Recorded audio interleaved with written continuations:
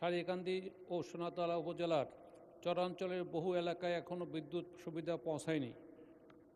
শতভাগ বিদ্যুতায়নের লক্ষ্যে নতুন বিদ্যুৎ সংযোগ প্রদান করা হইবে কিনা?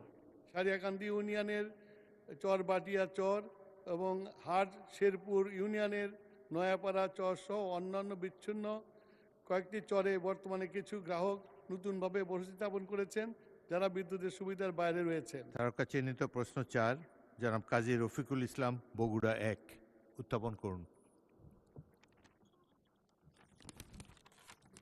মাননীয় স্পিকার মহোদয়, আপনাকে ধন্যবাদ। মাননীয় বিদ্যুৎ, জ্বালানি ও খনিজ সম্পদ মন্ত্রী মহোদয়, অনুগ্রহ করিয়া বলিবেন কি, আমার নির্বাচনী এলাকা 36 বগুড়া 1 সারিকান্দি ও সোনাতলা উপজেলার চরাঞ্চলের বহু এলাকায় এখনও বিদ্যুৎ সুবিধা পৌঁছায়নি। শতভাগ বিদ্যুতায়নের লক্ষ্যে নতুন বিদ্যুৎ সংযোগ প্রদান করা হইবে কিনা? মাননীয় স্পিকার, আপনাকে ধন্যবাদ। মাননীয় বিদ্যুৎ মন্ত্রী।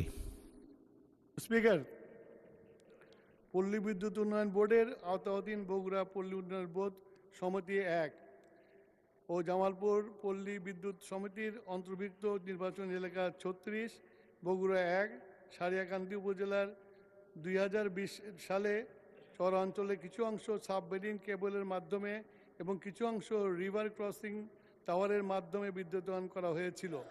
বর্তমানে বর্ণিত চরাঞ্চলে প্রায় 5000 পরিবার সুবিধাভোগী রয়েছেন।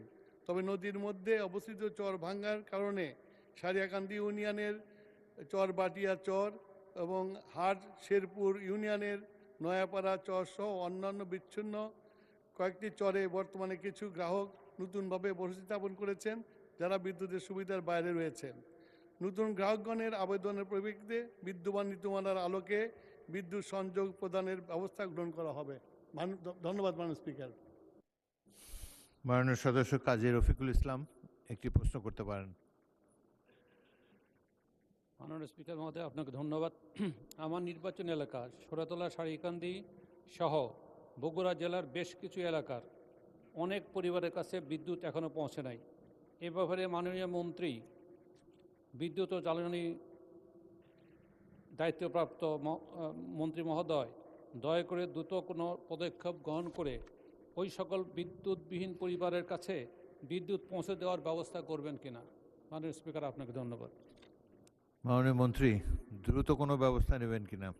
মাননীয় স্পিকার, চর অঞ্চলে বিদ্যুতের লাইন দেওয়া অনেক ব্যয়বহুল। তারপরে আমাদের পরিকল্পনা আছে, আমরা আস্তে আস্তে চর অঞ্চলগুলোতে বিদ্যুতায়ন করব। ধন্যবাদ মাননীয় স্পিকার।